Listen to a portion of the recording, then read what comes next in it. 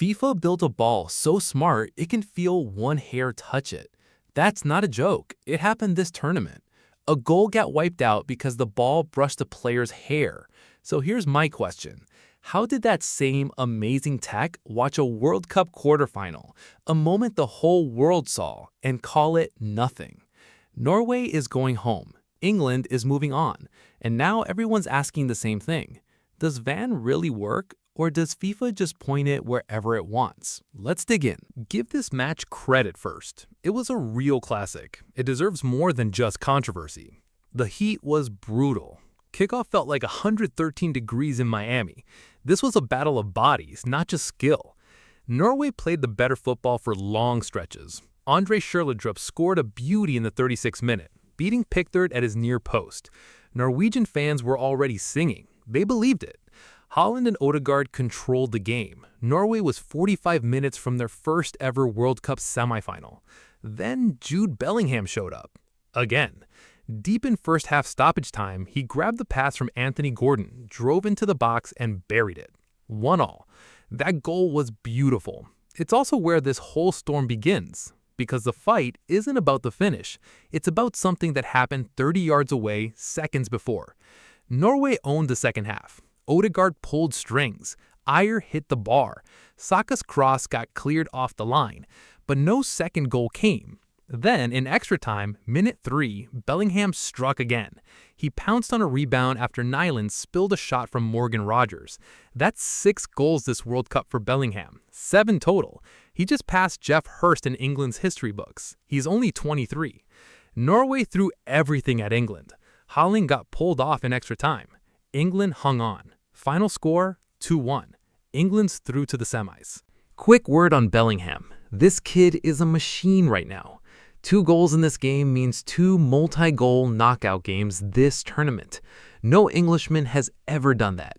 He's tied Lineker and Kane's record of 6 goals in 1 World Cup. He's won player of the match so many times he needs extra luggage. This World Cup belongs to Kane and Bellingham. Honestly, it's turning into just Bellingham, a 23-year-old deciding massive games right when his team is sinking.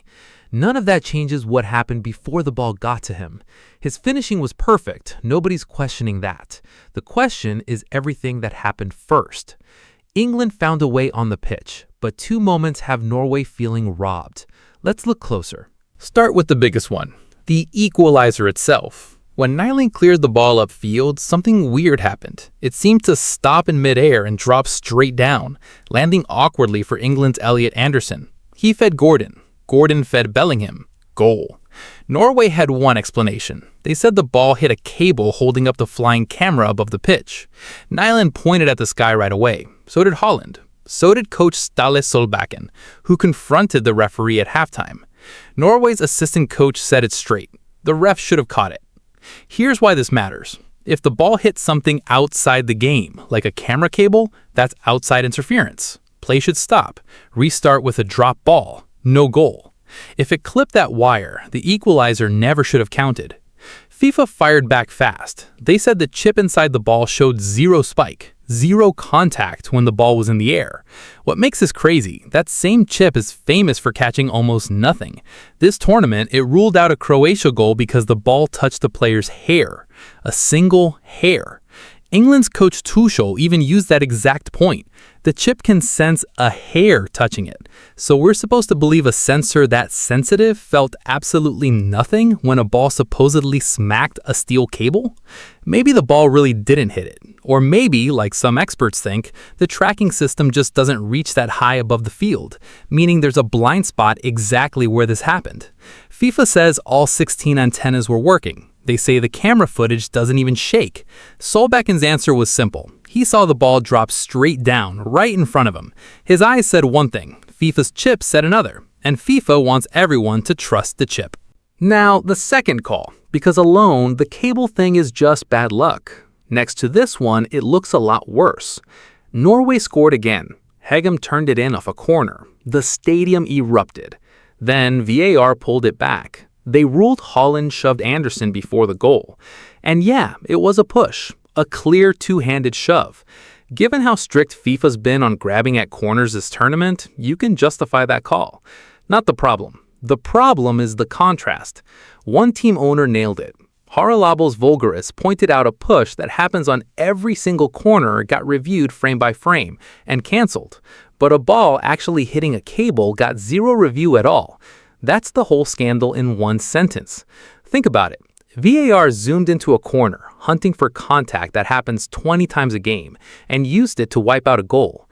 But when the ball clearly changed direction in midair before England's goal, nobody even glanced at the camera. One end of the field got a microscope, the other end got a blindfold. And this isn't a one-off. One journalist pointed out this is the second time this tournament a big call has swung England's way like this. The real issue isn't whether Holland pushed someone. It's that nobody can predict when VAR steps in and when it looks away. A system nobody can trust is a system nobody can trust. Let's slow down though, because I'm not here to sell you a fake robbery. Both calls hold up on their own. FIFA's chip really did show no contact, and that chip really is super sensitive, so maybe Norway's eyes tricked them in a chaotic moment. Even the athletics referee experts said it straight. A VAR official isn't realistically scanning a camera angle way up in the sky during a fast attack. Refs are told not to dig so deep they invent problems out of a clean goal. On the Holland push, rules are rules. He did shove Anderson, and England fans have every right to say this. Bellingham's goals were brilliant no matter what. The winning goal came from Norway's own keeper spilling an easy shot, nothing to do with any cable. Bellingham has been the best player at this whole World Cup. England kept finding ways to win. Even Holland, who had every reason to be angry, didn't cry foul. He called it a 50-50 call and said England are just a good team. Solbakken said he could sit and cry about it, but he won't. When the people who got robbed are that classy about it, maybe we should be too. And here's something that kills the idea that VAR only helped England. It hurt them too. Late in the game, Jed Spence went down under a challenge from Oscar Bob. The ref pointed to the spot, penalty. Then VAR pulled him to the screen and canceled it. That's a massive call taken away from England in the final minutes. So this isn't one team getting every call. It's a ref and a VAR team making tough calls that went every which way. That's the real point here. So where does this leave everyone? England heads to Atlanta for a semifinal Wednesday against Argentina. They've got Bellingham, Kane, and a real shot at their first World Cup since 1966. But tired legs and shaky control are real worries too. Norway flies home from the best tournament in their history, a first-ever quarterfinal built on Holland's goals, ended by two calls that could have gone either way. There's a painful twist too. Holland, the star of this whole World Cup, scored over half of Norway's goals to get here. In the biggest game of their history, he barely touched the ball. Fewest touches on the entire pitch, less than half of his own goalkeeper, crowded out, starved of the ball, then subbed off hurt in extra time. For a tournament that made Norway look like a real force, that's a quiet, painful way to end it. And FIFA faces the same question it's dodged all summer. What's the point of the best officiating tech ever built if nobody trusts the people deciding when to use it? Do you trust FIFA's chip over your own eyes on that cable? Or is VAR just broken at this point? Drop your take in the comments, and don't go anywhere, because England versus Argentina on Wednesday could be the biggest match of the whole tournament. But here's the part FIFA can't escape. This isn't about one team getting favors. There's zero proof FIFA wanted England through. That's the lazy take. The real problem is simpler and way more embarrassing. FIFA can't run its own officiating with any consistency. They sold us this tech as the answer to every doubt in the game. A ball that feels a single hair, cameras that measure offside down to the millimeter. Then, in the biggest moments, that same system catches a hair in one match and can't confirm a cable strike in another. It cancels a goal for a routine corner push, but won't even glance at a midair deflection that changed the entire game. The machine isn't rigged. The problem is the humans running it. Nobody knows when they'll dig deep and when they'll just way play on. The tech didn't fail Norway. The people using it did. And this hits at the worst time for FIFA because their reputation was already cracked before Miami. This tournament already gave us the Balogun red card overturned by a phone call, Egypt's official complaint about injustice, the Embolo red card that crushed Switzerland, VAR drama in match after match. So when this Sky's Cam mess lands on top, nobody says bad luck, they say here we go again.